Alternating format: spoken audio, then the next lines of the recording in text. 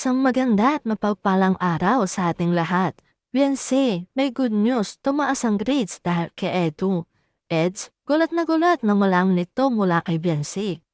At bago natin pag-usapan yan, huwag po natin kalimutan mag-like at mag-subscribe sa ating munting channel, lalong-lalo na sa ating mga kalingap na sila Kuya Bal at Kalingap Ham, para tuloy-tuloy lang po sa mga bago nilang videos. At yan na nga guys, masayang inibalita ni Beyonce kay Papa Eds ang kanyang grade. At dahil tumigil na nga itong si Beyonce sa lab team ay nakapag-isip-isip at nakapag-focus na din ito sa kanyang sarili, lalo na sa kanyang pag-aaral.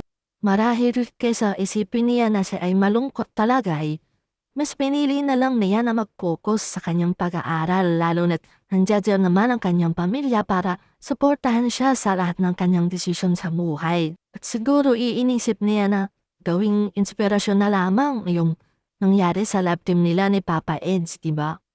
At hindi naman siya nabigo na gawin na mapataas ang kanyang grade or nag-focus siya sa pag-aaral dahil may magandang kinalabasan yung kanyang ginawa para sa kanyang sarili.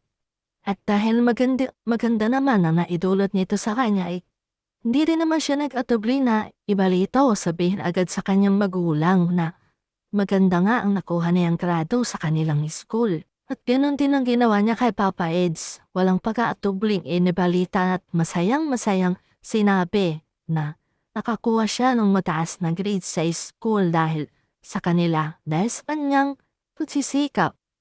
At dahil sa ginawa niyang inspirasyon ang lab team nilang dalawa, lalong-lalo na si Papa Eds. At yan na nga guys, nung malaman naman ito ni Papa Eds, tila ba parang good news na dumating sa kanya ang balitang ito.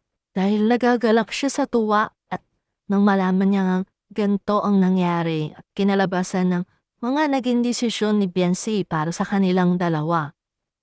At dahil hindi siya makapaniwala na siyang naging dahilan ni Beyonce para mag-focus at makapag-isip-isip ng maayos, ay para bang natulala na lang ito sa sobrang saya.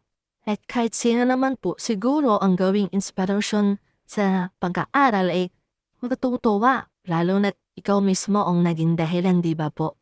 Ganun pa man ay patuloy pa rin naman daw sila nagkakasama at nagkikita kahit walang kamera. Dahil nga meron silang pag-uusap at pagkakasunduan na kung ano man ang meron sa kanila kahit wala na sila sa lab team.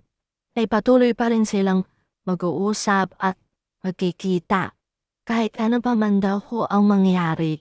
Dahil marahil nga ay ganun talaga nila kagusto ang isa't isa para gawing inspirasyon sa lahat ng bagay.